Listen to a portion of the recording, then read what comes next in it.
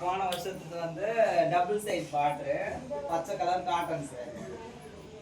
அந்த வருஷம் வருஷம் புடவை எடுப்போம். அங்கே இது பால் கொடுத்தது தனியாக இருக்கும், கூழ் ஊற்றுறது தனியாக இருக்கும்.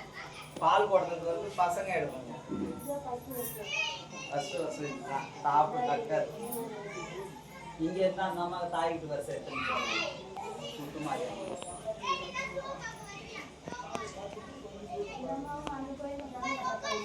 ஐயோ நான் ஏன் தர்மகத்தா நமக்கு சேவை செய்கிறேன், அவ்வளோதான்.